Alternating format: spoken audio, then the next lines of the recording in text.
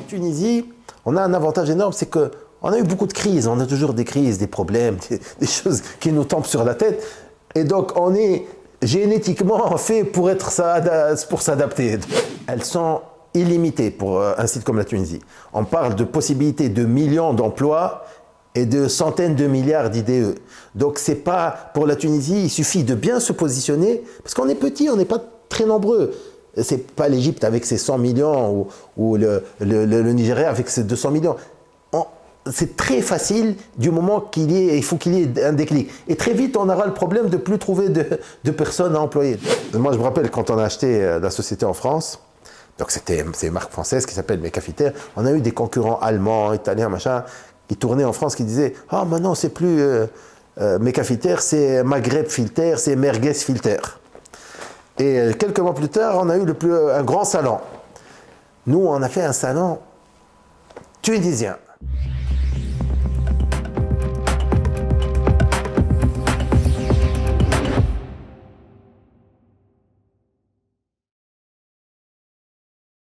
Emin Ben Ayed, directeur général de la société Misfat.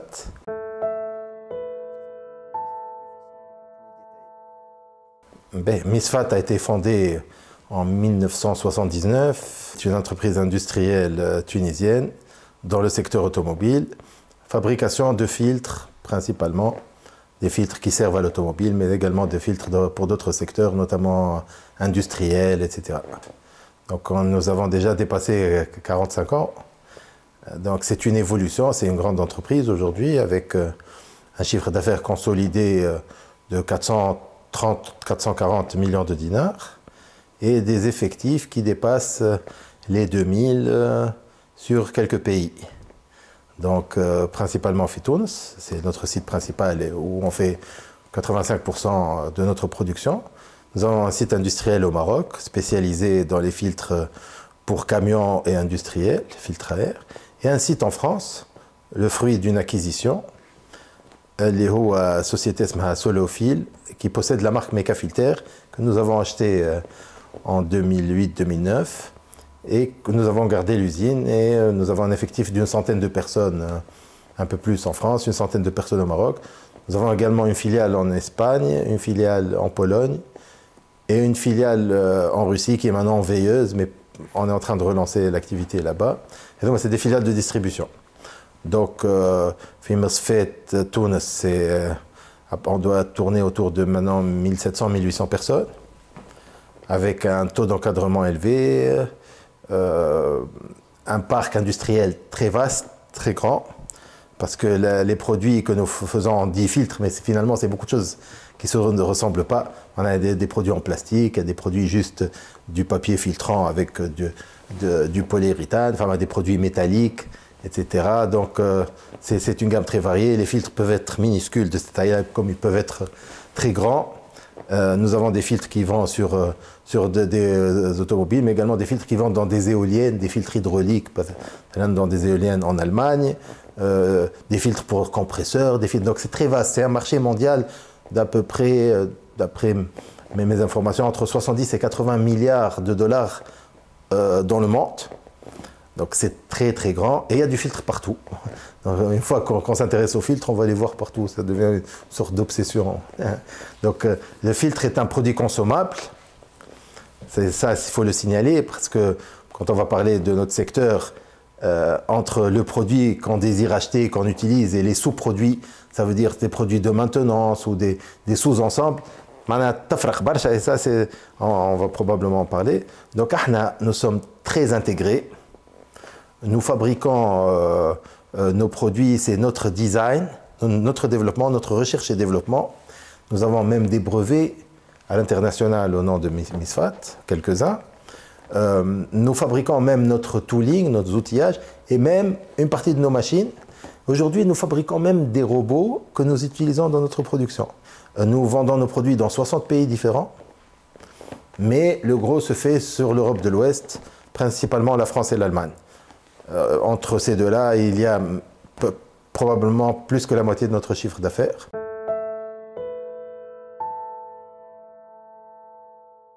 Misfat a eu la chance d'évoluer dans une période où il y a eu beaucoup d'aide au secteur automobile en Tunisie. Nous avions ce qu'on appelle la compensation. Il y avait aussi, et encore, les programmes de mise à niveau. Il y avait un véritable encadrement de l'État pour pousser des entreprises tunisiennes à se développer. Et donc, pour pouvoir vendre des voitures en Tunisie, les constructeurs devaient se sourcer un peu en Tunisie. Et donc, on venait voir les quelques entreprises qu'il y avait et on les aidait pour vendre, pour avoir des quotas d'importation. Donc, nous avons eu cette aide-là. Également, comme j'ai dit, les programmes de mise à niveau. Il y avait un environnement fiscal très intéressant pour l'export où l'IS était à 0 pour la partie export. Aujourd'hui, il est à 25. Donc, il y a eu une période, notamment avec les accords avec l'Union européenne, etc., où on pouvait progresser très vite. Et donc, grâce au système de compensation, des constructeurs se sont intéressés à Misfat, notamment à une époque le groupe Volkswagen, où on nous avait poussé à acheter ce qu'on appelle un banc d'essai. Ça veut dire une machine, mais pas pour fabriquer, c'est pour le laboratoire, pour faire des essais, pour développer les produits. C'était à l'époque assez révolutionnaire. En 1994, Misfat avait acheté un banc d'essai qui coûtait 20% de son chiffre d'affaires annuel à l'époque et qui n'allait pas produire de produits juste pour faire de la recherche et développement. Donc ça, c'était des décisions pas faciles à prendre à l'époque. Les 20 premières années de l'entreprise étaient très dures, avec des moments où même la survie de l'entreprise était en cause. Mais comme j'ai dit, il y a eu, à part d'un concours de circonstances, en 1998, un partenaire étranger est rentré dans le capital de Misfat. C'est un groupe, c'est un équipementier européen qui nous a donné accès aux constructeurs automobiles, aux comptes pour pouvoir vendre aux constructeurs automobiles. À l'époque, c'était très difficile d'ouvrir un compte en direct. Il fallait passer par ces intermédiaires. Donc eux, ils étaient associés avec nous et ils nous donnaient cet accès-là. Ça nous a permis aussi de s'agrandir, d'avoir... Parce qu'en fait, c'est la poule et l'œuf. Hein. Il faut du volume et pour faire des économies d'échelle, pour faire de la R&D. Mais pour avoir ce volume, il faut avoir la compétitivité d'une grande entreprise. Donc il y a des décisions qui sont des fois très difficiles à prendre. À une époque, moi je me rappelle, en 2005, nous avons pris un marché avec PSA, à l'époque ça s'appelait PSA, aujourd'hui c'est Stellantis, sur un filtre à huile, où le coût total était à 1,15 €, on a dû prendre le marché à 1,12 €. Évidemment, quand on dit coût total, y compris les amortissements, les indirects, donc il y avait une marge sur coût variable, mais qui ne couvrait pas le coût total. Et c'était un gros volume qui allait prendre une part importante de notre chiffre d'affaires. On n'a pas hésité, on a pris ce marché. Et pour expliquer la notion d'économie d'échelle, ce même produit, on continue aujourd'hui à le vendre avec des évolutions techniques, parce que c'est un standard, c'est un filtre à huile standard sur la gamme Peugeot ou le groupe PSA, Peugeot, Citroën, etc.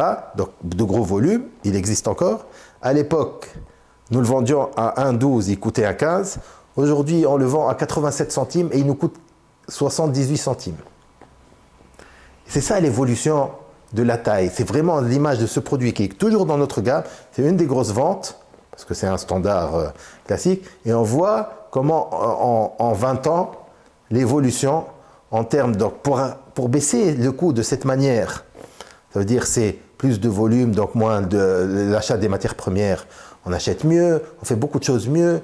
Les économies d'échelle dont je parlais, c'est les charges indirectes, c'est l'automatisme, c'est la R&D, le redesign du produit pour mettre moins de matière, pour que ce soit plus facile à fabriquer, etc. Donc, un produit peut résumer l'histoire un peu des 20 dernières années de l'entreprise. Donc, il y avait eu des opportunités. Après notre partenaire équipementier, la crise des subprimes, il y a eu une grosse crise 2007-2008.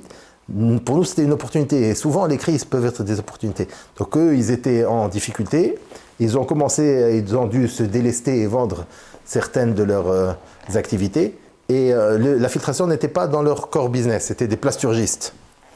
Et donc, nous, on a racheté leur part dans Misfat, plus leur usine de filtres qu'ils avaient en France, qui était propriétaire de la marque Mecafilter. Donc ça aussi, c'était l'opportunité due à la crise. Donc, parce que avant ça, donc on avait grandi évidemment, mais c'était de la sous-traitance. On avait du mal à vendre la marque tunisienne Misfat en Europe. On a essayé plusieurs reprises, mais il y avait une sorte de plafond de verre ou de chape de plomb, je ne sais pas comment on va appeler ça. Aujourd'hui, les choses ont beaucoup changé, notamment le Made in Tunisia, grâce à des décennies d'industriels allemands, français et italiens qui se sont installés. Et maintenant, on voit du Made in Tunisia partout. Donc même pour les vrais Tunisiens, c'est une aubaine, parce que le Made in Tunisia, dans le produit technique, notamment dans l'automobile, est parfaitement reconnu comme étant un produit de qualité et une provenance de qualité. Donc ça, pour ceux qui s'intéressent au secteur ou qui développent des projets dans ce secteur, c'est bon à savoir. Parce qu'il y a eu les aînés qui nous ont précédés, et des entreprises comme ISFAT et d'autres évidemment, qui aident beaucoup à ça. Parmi nos gros clients aujourd'hui, le plus grand équipementier du monde, que je ne vais pas nommer, avec qui nous faisons un très gros chiffre d'affaires, mais sur les 10 plus grands équipementiers, peut-être 7 ou 8 sont nos clients, les constructeurs automobiles aussi. Après, nous avons aussi nos marques. Donc, c'est un chiffre d'affaires aujourd'hui qui est 50% se vend sous nos marques, la moitié, c'est de la sous-traitance. Évidemment, la sous-traitance, ça donne du volume. Ça peut être moins rentable que nos marques, même si, avec le site Tunisie, la compétitivité du site tunisien, nous arrivons à avoir de très belles marges, même sur la sous-traitance. Mais nos marques, c'est notre sécurité, c'est notre indépendance. Aussi, la diversification géographique. Aujourd'hui, nous avons des clients au Chili, en Uruguay, au Pérou, en Colombie. Et quand je dis, c'est pas anecdotique, j'ai 3 clients en Colombie, dont un à Medellín, par exemple.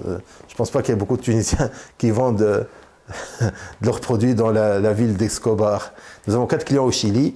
J'ai un client à Reykjavik en Islande, j'ai un client à Shanghai, j'ai un client en Turquie, j'ai des clients partout. Ça veut dire que le produit tunisien peut être compétitif et avoir vraiment un global reach et être vendu. Pour ça, il faut, enfin c'est facile, c'est pas facile, qualité, prix, service. Voilà.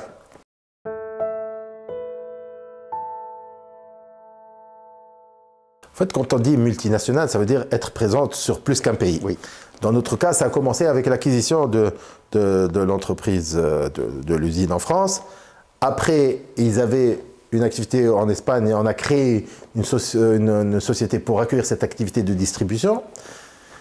Le greenfield que nous avons eu, c'est le Maroc. Ça, c'est un greenfield. Ça veut dire qu'on a décidé d'aller faire une petite unité au Maroc pour mitiger les coûts de transport sur les produits de grand volume. Les filtres pour camions ou industriels, ça bouge très mal. Donc nous, à partir du site Maroc, nous n'étions pas compétitifs à partir de la Tunisie. Donc ce n'est pas une production qu'on a enlevée à la Tunisie, c'est une production qui s'est rajoutée parce qu'on peut livrer d'abord le Maroc, un peu le Sénégal, le Portugal, sur certains produits. Ce n'est pas très grand comme site. Mais donc devenir une multinationale, c'est surtout des opportunités et des décisions, mais il n'y a pas de statut de multinationale au sens que ça change le produit ou l'activité.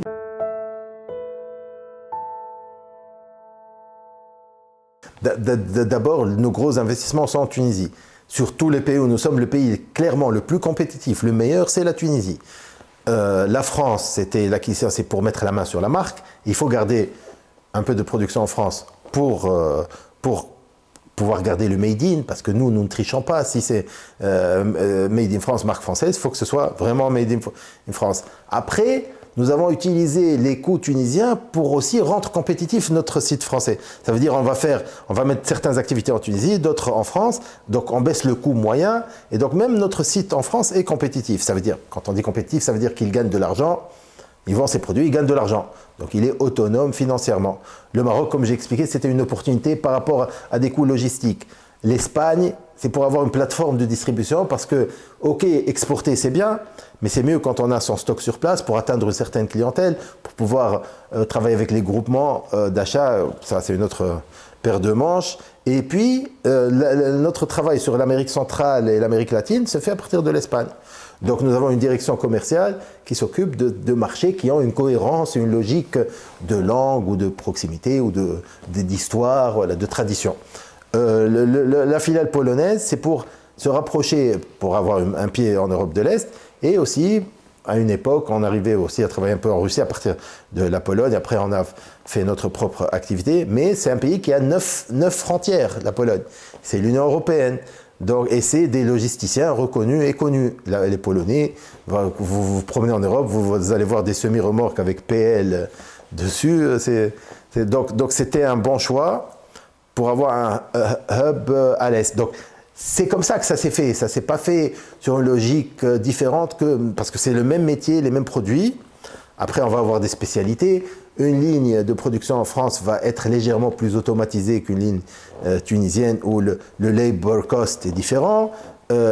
Aussi, on va avoir plus de produits simples, répétitifs, grandes séries pour avoir moins de changements. On va avoir plus de diversité en Tunisie, plus de flexibilité.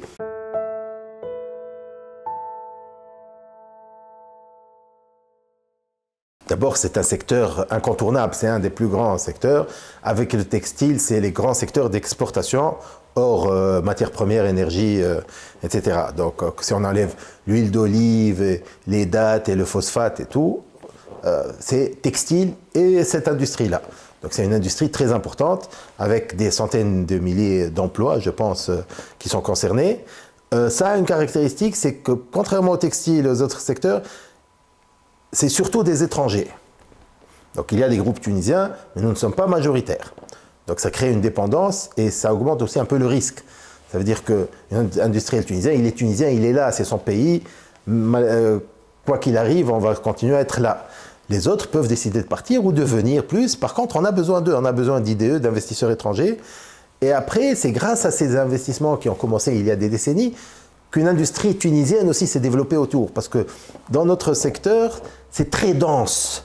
Donc en termes de PME, de sous-traitance, parce que ces industriels-là créent un environnement autour d'eux qui s'est fait sur beaucoup de temps et qui fait que la Tunisie est devenue un site vraiment très très intéressant parce qu'il y a un savoir-faire et il y a une variété d'activités que je considère inégalées dans les pays qu'on considère comme concurrents. Vraiment inégalées. Donc sur plein de métiers, sur toutes les technologies qui concernent notre métier, il y a une profondeur. Après, c'est un secteur où, malheureusement, comme je disais pour le filtre, c'est souvent des sous-produits. Ça veut dire, on peut avoir envie d'un biscuit ou d'un parfum ou d'une chemise, on ne va pas avoir envie de câblage automobile. C'est comme ça. Donc, même le branding, le marketing, ça a une dimension quasi absente dans ce secteur parce que c'est de la sous-traitance, c'est des sous-produits, c'est très technique, avec beaucoup de contenu technologique, mais il n'y a pas cette autonomie qu'on peut avoir quand on a sa propre marque, quand on peut créer un marché en donnant envie à quelqu'un, etc. Tout ça n'existe pas, n'existe très peu. Évidemment, ça existe un peu, mais très peu dans notre secteur. Donc beaucoup d'étrangers, de la sous-traitance, c'est des sous-ensembles, des sous-produits, c'est très technique, mais avec beaucoup une forte valeur ajoutée. On peut avoir beaucoup d'emplois mieux rémunérés que par exemple le textile, ça clairement, il n'y a pas photo, ça peut aller même jusqu'au double sur la moyenne. Hein, donc ce n'est pas des emplois à faible valeur ajoutée, il y a beaucoup de valeur ajoutée, il y a de bons salaires, les étrangers payent très bien leurs employés et ont les moyens, parce que quand vous êtes multinational qui fait des milliards d'euros de chiffre d'affaires, un site comme la Tunisie, c'est le paradis. Hein.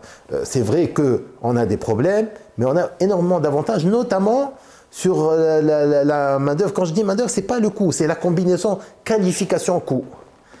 Ce croisement-là en Tunisie est très bon. Ça veut dire sur un niveau de qualification, sur un ingénieur, sur un technicien bien formé, on est très très bon, on est très compétitif. Et on peut avoir des salaires qui montent encore beaucoup et rester encore compétitif. Ça veut dire on n'est pas obligé de garder des salaires à ce niveau-là. Même en augmentant nos salaires de 50%, 60%, jusqu'à 100%, le site Tunisie reste très compétitif sur la main-d'œuvre. Ça, c'est très important à signaler. Donc voilà un peu le secteur. Maintenant, les Tunisiens, avec le temps, ils peuvent développer leurs propres produits et monter en gamme et monter et être... Parce que quand on parle de sous-traitance, on peut avoir un rang 1, rang 2, rang 3, jusqu'à rang 4. Hein. Après, on peut grappiller, monter, être plus visible. Ça, c'est un peu plus compliqué. Donc l'avantage, nous, de Misfat, c'est qu'on est sur tous ces niveaux-là. Ça veut dire qu'on a nos produits, nos marques, on peut faire du marketing, on peut placer nos produits, on vend sur des sites internet en Europe, comme on peut être sous-traitant de grands équipementiers. Ça veut dire le filtre va sortir de chez moi dans la boîte de l'équipementier, avec sa marque. Il n'y a que le Made in où on peut reconnaître que c'est probablement Misfat qui l'a fait, parce qu'un filtre avec un Made in Tunisie, on n'est pas très nombreux à le faire. Voilà. Surtout sur ces grands donneurs d'ordre des plus grandes marques mondiales.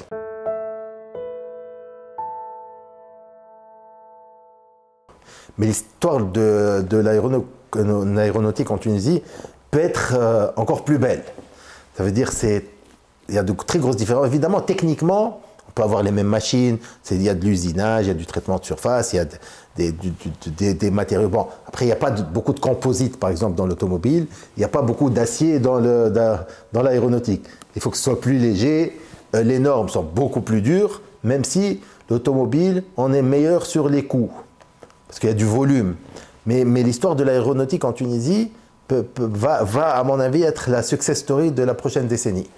Et probablement rattraper. C'est beaucoup plus petit, hein, on parle de 80 000 emplois, je pense, par rapport aux centaines de milliers qu'on a pour l'automobile. Mais le potentiel est énorme.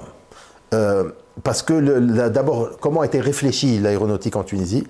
Le pôle de Mrira est unique au monde. Hein. Avoir comme ça un équipementier principal avec tout le monde autour et des choses intégrées, c'est unique. Donc c'est les Français qui ont commencé ça. Mais maintenant les Allemands arrivent, les Japonais s'intéressent, il y a des choses qui se passent qui font qu'on pourrait voir... bon, je suis sûr que vous allez aussi poser la question aux gens du secteur, mais moi ce que je sais, c'est qu'il y a de très belles histoires.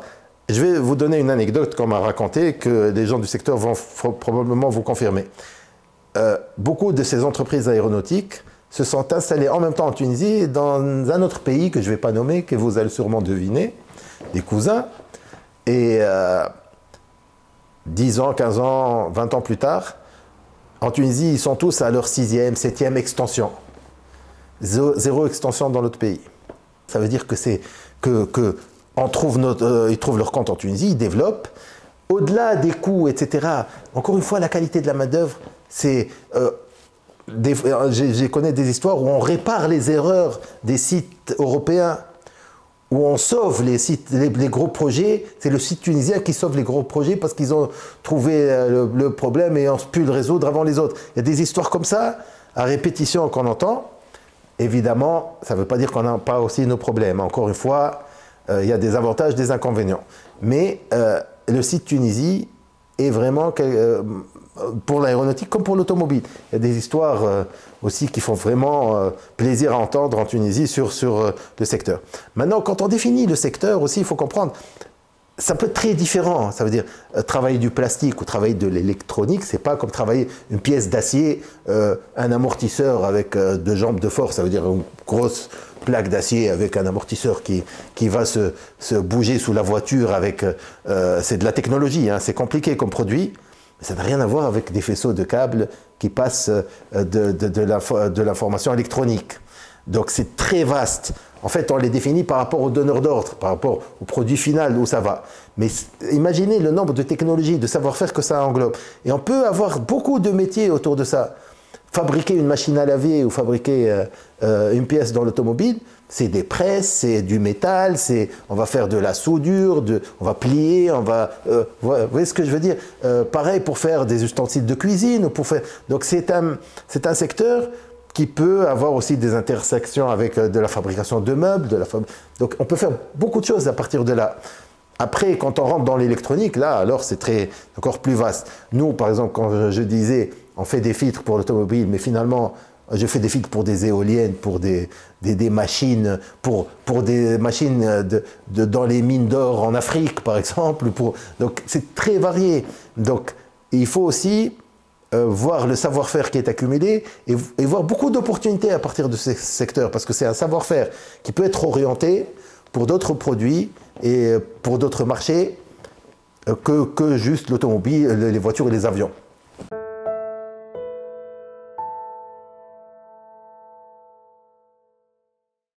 Bon, on va commencer déjà, la géographie, c'est pas mal comme avantage. Je préfère, pour servir l'Europe, être en Tunisie qu'être au Rwanda, par exemple. C'est évident. Donc on est au milieu de la Méditerranée. Donc pour notre région, c'est un avantage certain. Donc un pays qui n'est pas enclavé, qui est au milieu de la Méditerranée, qui est à 24 heures des ports du sud de l'Europe, même time zone, on a même notre arsenal législatif est très proche de l'Europe, nos normes aussi de fabrication, les règles par exemple du social, donc il y a beaucoup on est vraiment en grande partie déjà intégré à l'Europe par rapport à ces aspects-là. Donc ça c'est un avantage certain. On est un pays connu avec des lois, on respecte les règles du jeu. Maintenant, ça c'est le premier avantage, il est générique, hein, cet avantage-là. Après, notre avantage, comme je disais, c'est la richesse de nos ressources humaines. En termes de qualification, d'absorption de savoir, de facilité à former, à orienter. Donc ça, moi je parle en connaissance de cause, je suis industriel en Europe et dans un autre pays, au Maroc aussi. C'est pas la même chose. Il y a d'excellentes personnes au Maroc. D'abord, ça coûte beaucoup plus cher quand on trouve quelqu'un de qualifié parce qu'ils sont moins nombreux.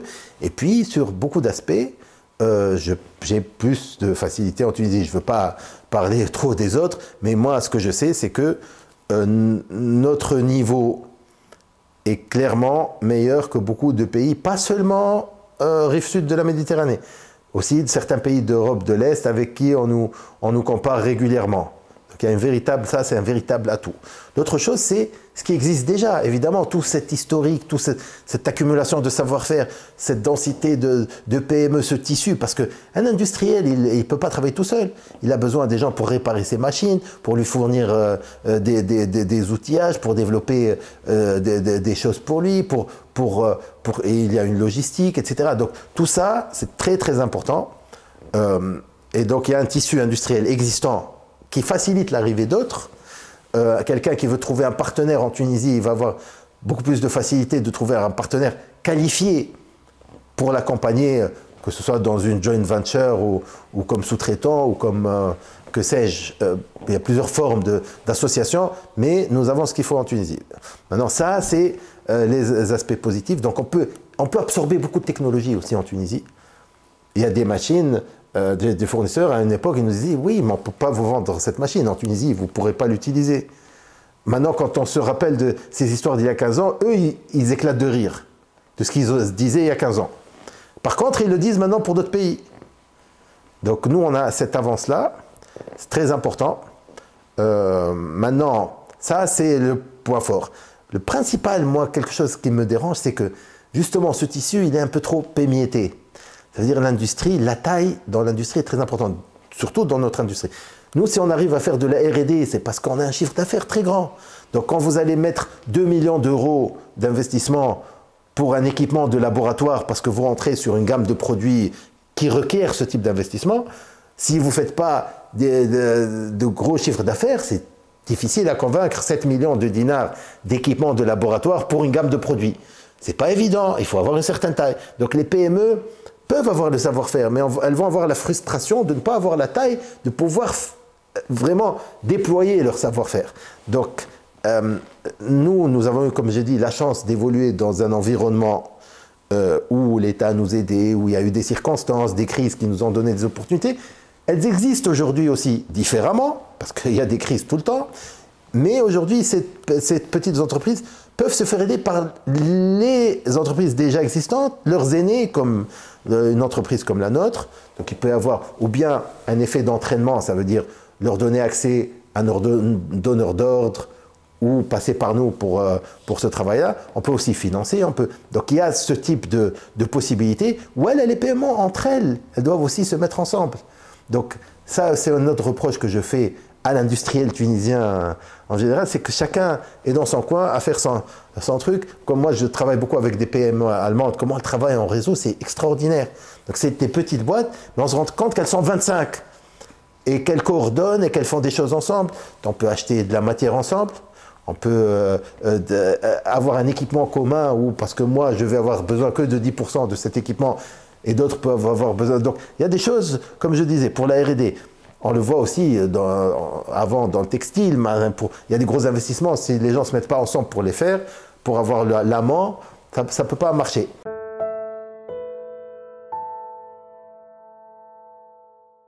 L'inconvénient, c'est que nous ne sommes pas un grand marché. nous ne le serons probablement pas de sitôt, parce que non seulement on est peu nombreux, mais en plus avec un PIB par tête faible. Donc personne ne va vraiment avoir envie de faire du montage automobile en Tunisie. Par rapport au pays, à 100 millions, à 80 millions, à 50 millions, c'est pas logique. Donc on ne va pas trouver beaucoup de pièces de grande taille, les pièces de châssis. Celles-là, il faut les faire là où il y a du montage automobile. Donc les grandes presses, les grosses capacités, c'est pas forcément plus technique. À la limite, c'est beaucoup moins technique parce que les presses pour faire une porte, bon, une porte, c'est pas très compliqué par rapport à une pièce de moteur ou une pièce qui chauffe ou qui est dans d'autres parties de l'automobile comme les suspensions ou le freinage ou les liaisons au sol ou le moteur. Par contre, il n'y a pas beaucoup d'intérêt à le faire en Tunisie puisque nous n'avons pas de montage automobile. On peut voir ça en Égypte, au Kenya, au Maroc, en Afrique du Sud, en Algérie. Nous, ça ne va pas être le cas. Donc, il ne faut pas trop s'acharner sur ça ou en faire une obsession. D'ailleurs, ce n'est pas nécessaire parce que les produits que nous faisons sont de plus grande valeur ajoutée. Les pièces techniques, celles qui sont au cœur de la mécanique. Donc, ceux-là, par contre, c'est le pays pour ça. Et maintenant, avec l'électronique, donc on a des groupes tunisiens qui font de la mécatronique, qui font des choses vraiment, si vous allez voir leur site, vous avez l'impression que vous êtes en Allemagne. Hein, c'est vraiment très impressionnant. Je parle d'entreprises tunisiennes. Des étrangères aussi, elles font beaucoup de choses. Donc on disait, il faut la taille pour l'industrie. Donc même si elles savent savoir-faire, si on ne se regroupe pas, si on ne se met pas ensemble pour avoir une masse critique, si moi j'achète mes matières premières beaucoup moins cher que quelqu'un qui est 10 fois plus petit, c'est logique. Par contre, si on trouve un moyen de se mettre tous ensemble pour passer, pas forcément des commandes, mais pour faire des global sourcing, des négociations en commun, il peut avoir des productivités extraordinaires. Donc, entreprises tunisiennes, communiquez entre vous, discutez entre vous, mettez-vous ensemble, faites des projets ensemble, mariez-vous ensemble, travaillez ensemble, existez ensemble et créez des emplois ensemble. Donc ça, c'est vraiment nécessaire pour pouvoir redupliquer certains success stories. Parce qu'il peut y avoir eu de la chance à un certain moment, ou un alignement de planètes qui ne se répète pas souvent. Mais par contre, il y a la recette. Elle est là. Il faut savoir aller la prendre. Après, l'autre point faible pour moi, c'est que, comme je vous ai dit, ceux qui sont là continuent à investir, à développer. Mais il n'y a pas beaucoup de nouveaux qui viennent. C'est-à-dire qu'il y a un décalage entre ceux qui savent et ceux qui ne savent pas. Ceux qui connaissent le site savent qu'il est bon. Ceux qui ne savent pas ont probablement une image inférieure à la réalité, moins bonne que la réalité, puisqu'ils ne viennent pas. Donc ça, il faut réfléchir à comment améliorer l'image, comment mieux communiquer pour attirer de nouveaux idées. Et moi, je sais par expérience, j'ai su attirer des investisseurs, mais bon, c'est laborieux. Mais vous travaillez sur votre réputation, ils vous connaissent parce que vous êtes sur le marché européen, parce que vous êtes sur certains thèmes. Ils acceptent de faire le déplacement. Quand on parle d'Allemands, de Japonais, de Coréens, de ce type de nationalité, pour les convaincre de venir voir, mais une fois qu'ils viennent voir, là, ça devient facile. تتقرقب احنا نقولوا تولي فهمت ما تسهل برشا على خاطر يشوفوا صرتم هكا صار تعرفوا تعملوا هكا صار هكا تونس معناها العباد عندها فكره راهي غالطه على تونس راهي تونس خير برشا بالفكره اللي عندهم عليها العباد وهذه ياسر تقلق معناها سي تري فرسترون comme situation. Il faut vraiment s'attaquer à cet aspect là. On adore l'autocritique des Tunisiens, on est toujours en train de parler de ce qui ne nous plaît pas. C'est bien parce qu'il faut améliorer ce qui ne plaît pas, mais ce n'est pas la seule communication à avoir. D'autres pays ne disent que du bien de leur pays, d'autres nationalités. Bon, après, ça ne veut pas dire qu'on n'a pas des problèmes, qu'on ne doit pas travailler dessus. Mais une décision d'IDE, c'est des positifs, des négatifs. Il faut que le solde soit clairement positif. Et la Tunisie, c'est clairement positif. Alors qu'on a des problèmes sur la logistique, sur les infrastructures, sur la réglementation, sur beaucoup de problèmes. En plus, ce n'est pas des problèmes très compliqués. Certains, on peut vraiment les dépasser très vite. Et là, alors là, on devient vraiment le site parfait. Si on améliore un peu, par exemple, la réglementation. Pas forcément le fait d'avoir des gens qui attendent dans une administration, ce n'est pas le problème. Le problème, c'est quand vos flux sont retardés à cause de l'administration. Si une marchandise doit arriver en 48 heures, c'est pas normal qu'elle reste une semaine et 10 jours. Ça, c'est un vrai problème. C'est pas que le coût, c'est le temps. Le temps est très important dans l'industrie. Surtout pour travailler avec des donneurs d'ordre où tout va très vite il faut réagir, etc. Donc pour moi, c'est les délais de transaction qui me dérangent. Après, évidemment, avoir un pays mieux desservi en logistique, ça aiderait d'avoir un port en eau profonde. Donc ça, on attend avec impatience, ou une amélioration de l'infrastructure existante. Donc ça, c'est un aspect indéniable. Si on peut ne pas présenter 20 documents et ne présenter que 3 documents pour faire quelque chose avec l'administration, ça serait bien. Donc, mais il y a beaucoup de travail dessus. L'administration travaille sur ces réformes-là. On a des informations, il y a les ministères travaillent. Ils essayent. Des fois, c'est des sujets compliqués parce que c'est plusieurs administrations à la fois. C'est les douanes, c'est le commerce, etc. Donc, c'est pas évident. Et puis, nous, on doit aider à proposer des solutions. On ne va pas juste se plaindre parce que quand on va voir l'administration, on lui dit « ça m'embête, ça me dérange ». Mais après, il vous montre l'exemple de celui qui triche et celui qui vole. Ils sont obligés de faire ça pour l'empêcher. Donc, quand on va les voir, nous, on doit trouver des propositions, non pas juste qui résout notre problème, mais qui leur permet aussi de continuer à résoudre les leurs. Il ne faut pas juste parce que c'est facile, la critique, sans être constructif. Donc, soyons constructifs, soyons positifs, soyons fiers de notre pays et soyons conscients qu'on peut aller beaucoup plus loin et beaucoup mieux.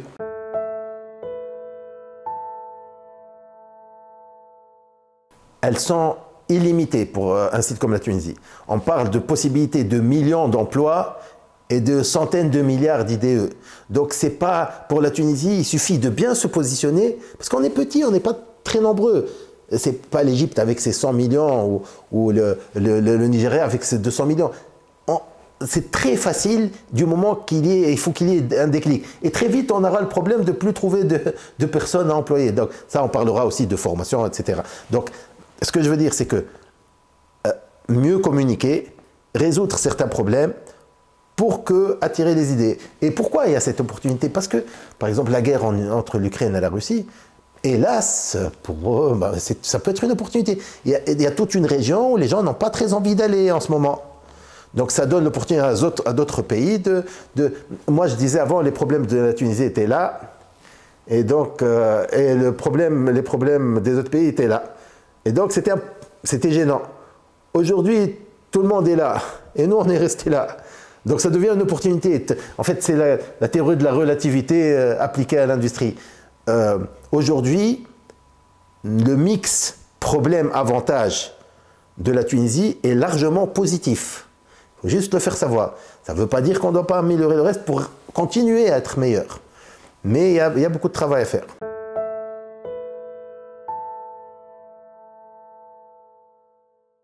Bon, il y a des risques, des menaces, il y en a qui sont moins importants, d'autres très importants.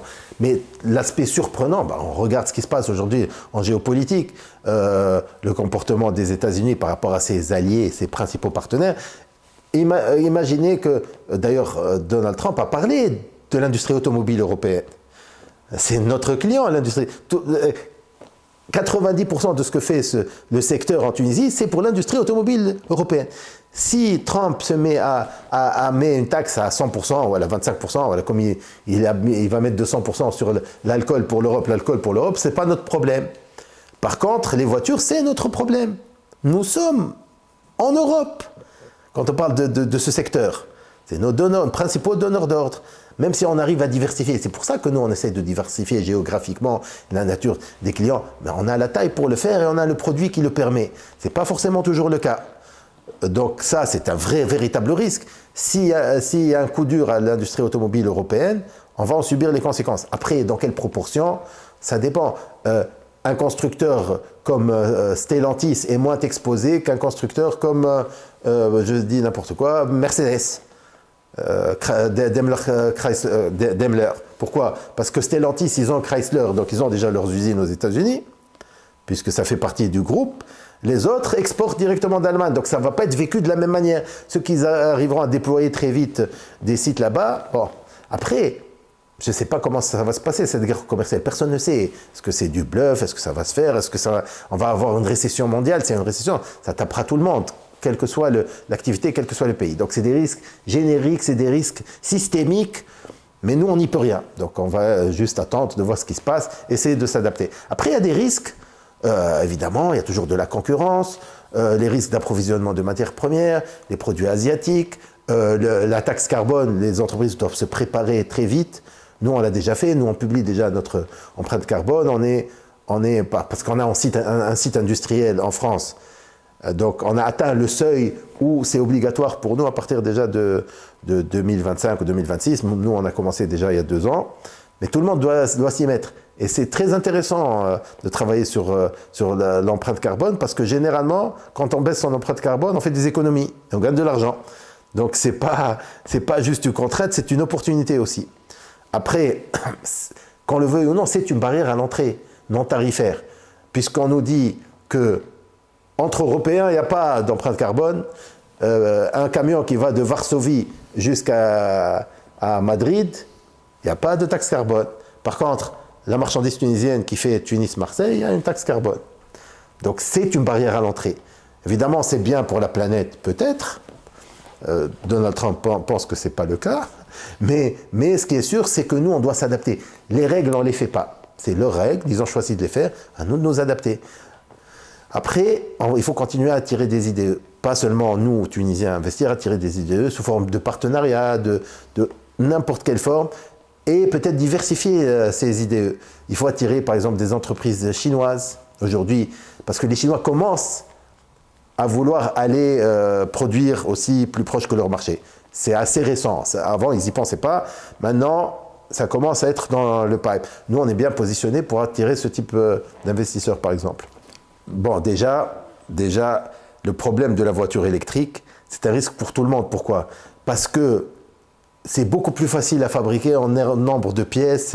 Donc, il y avait une étude qui a été faite. Si l'Allemagne transformait toutes les voitures qu'elle fabriquait, au lieu qu'elles soient avec des moteurs thermiques en électrique, même quantité de voitures, ils perdent 600 000 emplois. Bah, c'est une bonne chose dans le sens que c'est plus facile à fabriquer, mais c'est voilà une des conséquences. Donc il faut réfléchir à ça. Par contre, une voiture électrique, c'est une voiture. Il y a du câblage. Et la Tunisie, justement, ne fabrique pas des pistons, elle fabrique surtout des choses qui existent aussi dans la voiture électrique. Et à ma connaissance, beaucoup d'entreprises installées en Tunisie ont eu des marchés pour l'électrique et l'électronique des voitures électriques. Donc pour ça, le site a bien réagi. Au contraire, on est en train de transformer peut-être ce problème en avantage. Je sais qu'il y a eu beaucoup de marchés sur les gammes électriques qui viennent en Tunisie, notamment pour les faisceaux de câbles, mais d'autres vous donneront probablement plus de détails. Maintenant, encore une fois, c'est toujours le problème des Européens que nous, on peut subir. Quand les Allemands et les Français et l'Europe, en général, a mis des droits de douane sur les voitures chinoises, pour leur dire, venez les faire ici. Les Chinois vont aller les faire, mais ils ne vont pas les faire en France et en Allemagne, ils vont les faire en Hongrie et en Serbie, leurs copains. Donc ce n'est pas forcément un bon deal pour les constructeurs européens. Donc après, est-ce que la loi qui interdit toute voiture, nouvelle voiture qui n'est pas électrique en 2035, est-ce qu'ils vont la maintenir? Il y a beaucoup de scepticisme autour de ça parce qu'il n'y aura jamais les capacités, la mise en danger de l'industrie européenne, etc. Maintenant, les États-Unis qui sortent de tous les deals environnementaux, donc c'est aussi une question de compétitivité. Ça aussi, on ne sait pas ce qui va vraiment se passer. Il faut être... mais en général, un industriel doit toujours essayer de se diversifier. En termes même si vous faites la même chose, il faut essayer de le faire pour des clients différents, des géographies différentes, des positionnements différents. Moi, j'ai des clients du do-it-yourself, ça veut dire les produits les moins chers, où le client va faire son montage tout seul, entre guillemets cheap. Ça ne veut pas dire que c'est de la mauvaise qualité, mais il y a moins de marketing, moins de fioritures, jusqu'à la pièce d'origine ou les grands équipementiers. Donc je suis sûr, donc quand il y a une crise économique, les gens vont aller acheter moins cher. Et donc, mais moi je suis sur tous les segments. Je suis sur des géographies différentes. La Pologne ne subit pas forcément les mêmes choses que l'Espagne.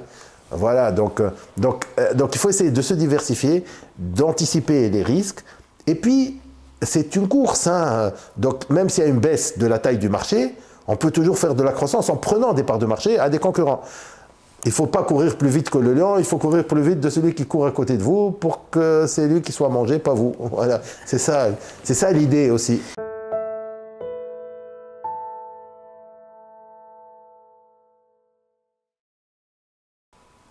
Bon, pour l'infrastructure, il y a la logistique. Donc principalement, c'est comment rentrer et sortir de la marchandise du pays. Donc c'est les ports, hein, il n'y a pas photo. Pour le reste, le terrain en Tunisie est assez simple, hein, les distances ne sont pas très grandes, on n'a pas beaucoup de zones enclavées, presque une grosse partie de l'industrie sont sur les côtes. Ça, c'est pas, donc infrastructure routière, on n'a pas de souci particulier. Après, il faut l'infrastructure de télécommunication. Dans les zones industrielles, il faut qu'il y ait de la bonne électricité, sans micro-coupure, il faut qu'il y ait le gaz, il faut qu'il y ait la fibre ou la 5G. Voilà, c'est des infrastructures pour bien fonctionner. Il y a des endroits où c'est le cas, il y a des soucis aujourd'hui. On a des problèmes pour avoir l'électricité, pour avoir des transfos, etc. Parce qu'il n'y en a pas. Donc ça c'est au niveau de l'État. Hein, c'est pas bon. Après, il faut qu'il y ait une prise de conscience que c'est très important quand un industriel vient et qui met 2 ans pour faire un local, pour avoir les choses qu'il faut pour démarrer. C'est pas très bien.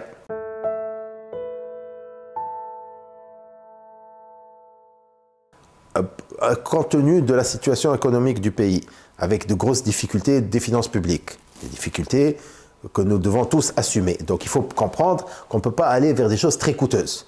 Par contre, il y a des choses qui ne coûtent pas très cher. Comme je disais, travailler sur la réglementation pour fluidifier tout ce qui est administratif, tout ce qui est transactionnel, etc., tout en préservant évidemment les droits de l'administration et les lois. C'est pour ça qu'il faut être créatif pour pouvoir y arriver. Il ne faut pas juste se plaindre.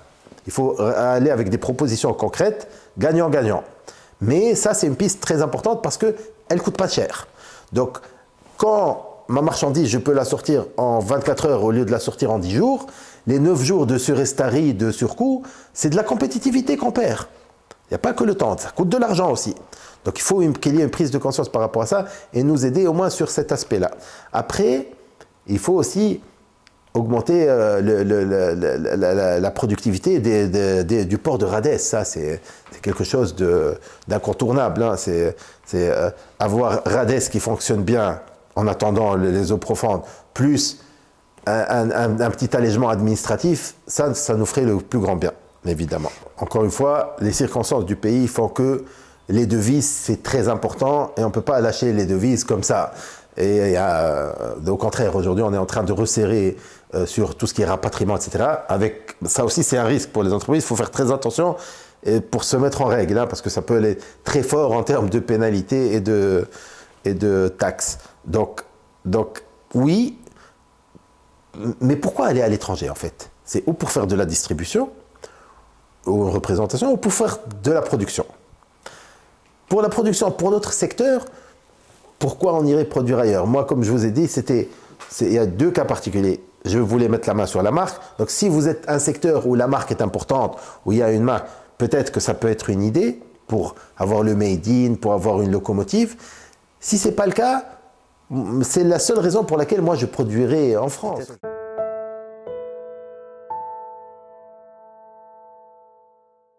Que ce soit ce secteur ou tous les secteurs industriels, il faut que l'éducation forme beaucoup plus de gens techniques, peut-être un peu moins de littéraires.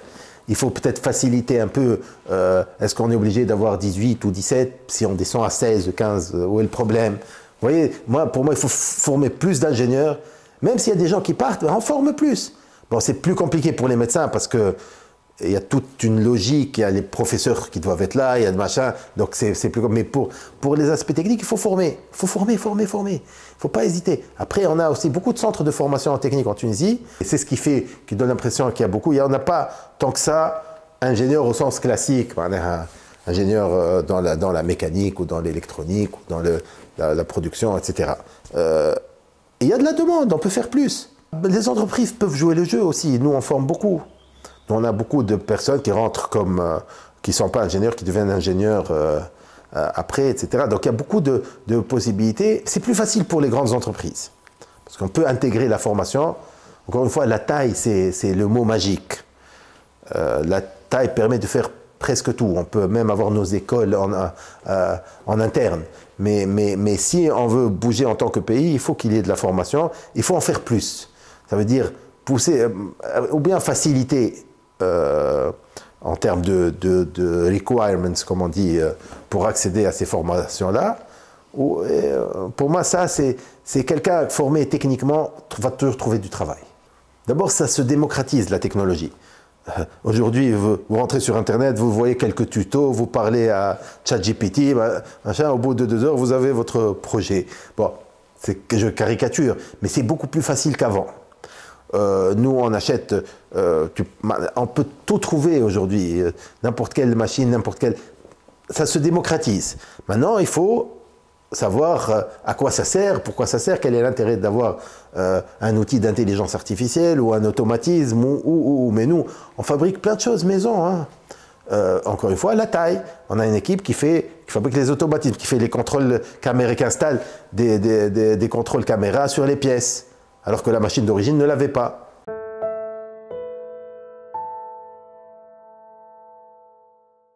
La Tunisie peut, comme je disais, quand on a des gens qualifiés et pas très coûteux, ça devrait être le paradis pour la R&D. Si on va voir, regardez, des fois pour valider un produit en Europe, il faut attendre 6 mois et payer 50 000 € la campagne d'essai sur les machines du centre qu'on va utiliser. Nous, on a une machine, un banc d'essai, qu'on a acheté pour 400 000 €. Une machine. Pour les filtres de ce qu'on appelle filtres d'habitat, ça veut dire les filtres de climatisation. La campagne d'essai chez un laboratoire en Europe, c'est 40 000 €. Donc, en 10 campagnes d'essai, j'ai amorti ma machine. Mais il faut les avoir, les 400 000 €, et il faut avoir les marchés derrière. C'est ça. Mais par contre, on n'a presque pas de coût de consommable. Le coût de l'engineering est un grand avantage. C'est pour ça qu'on est très fort pour la petite série, parce que l'outillage coûte moins cher, on peut avoir de la flexibilité. Donc, il y a des caractéristiques pays à travailler. Ça veut dire réactivité, flexibilité, petite série, produits complexes, produits à forte teneur de main-d'œuvre. Donc, quand vous voulez développer quelque chose, et une clientèle européenne. Donc, essayez de faire de la tech avec du low-cost. C'est la combinaison magique. Pas forcément du high-tech, ça peut être du mid-tech, mais avec du low-cost. Low-cost, pas au sens péjoratif, on va dire best cost. Parce que moi, je plaide toujours pour l'augmentation des salaires en Tunisie. Je pense que même en doublant nos salaires, on reste très compétitif. Ça, il faut le savoir.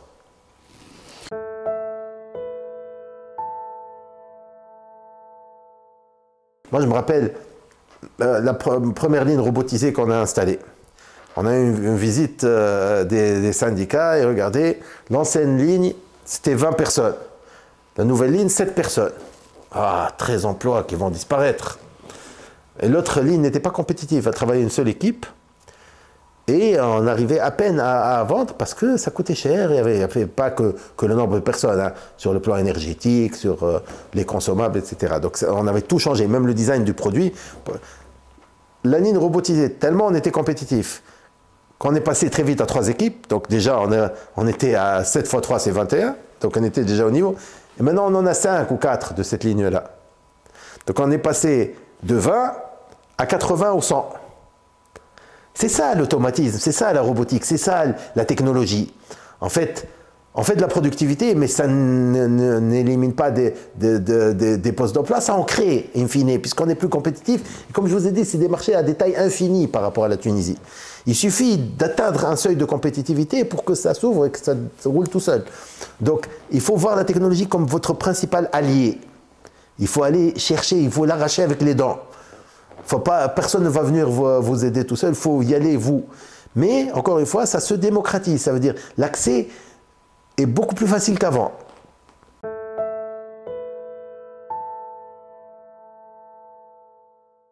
On se soucie de la planète ou on ne se soucie pas. Mais, comme on a eu peut-être l'occasion, toi et moi, d'en parler, c'est rentable. La durabilité, la décarbonation, c'est rentable. Quand on baisse sa consommation de carbone, ça veut dire qu'on gagne de l'argent. Donc, il ne faut pas regarder ça comme une contrainte. Au contraire, c'est une opportunité. Donc, quand vous baissez vos rebuts, vous améliorez votre consommation énergétique, vous déplacez moins les choses, vous optimisez, tout ça, c'est de la durabilité et ça baisse le carbone et ça vous fait gagner de l'argent. Donc, il n'y a pas de problème avec la durabilité. Encore une fois, c'est une philosophie positive. La traçabilité, comme je vous ai dit, on n'a pas le choix. il faut comprendre, la qualité n'est pas une option. Et c'est un des points forts du site Tunisie. On sait faire de la qualité. Donc, toutes les normes de qualité, dont font partie la traçabilité, elles sont là. Les normes de presque tout notre secteur est certifié. Hein. C'est rare de trouver une entreprise tunisienne qui travaille dans ce secteur qui n'a pas de certificat qualité. D'ailleurs, si elle n'a pas, elle ne peut pas vendre. Donc, c'est assez simple.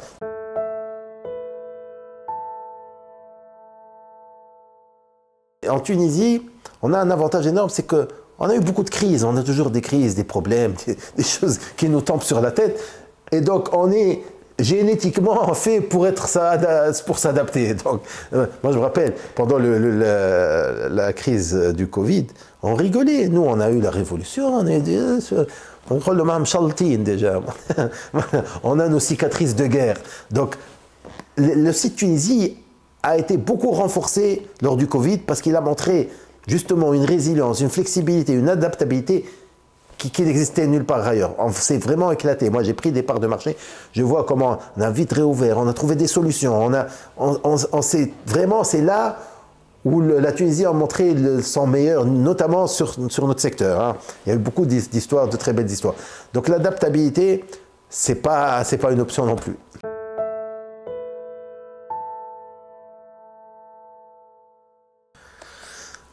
D'abord, ce n'est pas que la responsabilité de l'État, c'est la responsabilité de tous. Et il faut avoir un mindset où peut-être on se tape un peu moins dessus déjà. Il faut que tout le monde se mette à être ambassadeur de son pays et avoir toujours ça dans la tête. Moi, j'adore accueillir les gens. Par exemple, une grosse partie de notre budget marketing, c'est inviter les clients en Tunisie. C'est systématique. Que ce soit des groupements de garagistes ou des grands acheteurs dans des multinationales, systématiquement, on essaie de les inviter en Tunisie. Parce que quand ils viennent, ça y est, ça prend. C'est un virus, la Tunisie. Quand on l'attrape, on s'en sort jamais.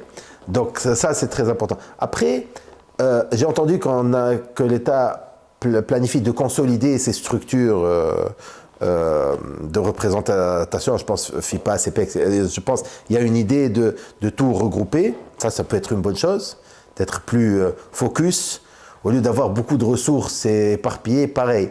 Peut-être avoir... mais je ne sais pas quels sont les circuits de communication qu'il faut prendre pour arriver à tirer l'IDE. C'est pas évident. On doit augmenter notre présence dans les salons spécialisés. Donc avoir peut-être des pavillons, vraiment y aller franchement. Ne pas faire 200 salons, vraiment les choisir. Moi par exemple, les grands salons de la pièce automobile, il y en a un par an, c'est des budgets quand même où on met 200 000 euros. C'est de gros budgets, mais on a un grand stand. Et là, c'est le travail d'une année qu'on fait sur ce salon-là. Ça veut dire que c'est pas cher. Mais par rapport à mon chiffre d'affaires, c'est l'activité la plus rentable. Parce que je vois toute la planète automobile. On est une équipe importante, un grand stand, on accueille les gens, on discute avec tous nos clients, des prospects, des concurrents, des fournisseurs. C'est génial les salons. Et ça permet aussi de comprendre son secteur, d'avoir les dernières histoires de ce qui se passe, qui achète qui fait quoi. Donc, pour moi, ça, c'est très important. On peut aussi marier les choses. Nous, on utilise toujours le côté touristique de la Tunisie. On essaye de ramener de la nourriture tunisienne. On essaye toujours de ramener du soleil avec nous sur nos stands. Moi, je me rappelle quand on a acheté la société en France. Donc, c'est une marque française qui s'appelle Mecafilter. On a eu des concurrents allemands, italiens, machin, qui tournaient en France, qui disaient « Ah, maintenant, c'est plus Mecafilter, c'est Maghreb Filter, c'est Merguez Filter ». Et quelques mois plus tard, on a eu un grand salon. Nous, on a fait un salon tunisien. Ça veut dire avec musique arabe, merguez, harissa, kul shay, habbatna tama wal ama. Fier de l'être, Maghreb Filter, fier de l'être, Maghreb Filter, et ça a marché. Finalement, les gens, quand vous êtes authentique, ils apprécient. Donc, il ne faut pas essayer d'être autre chose que ce qu'on est.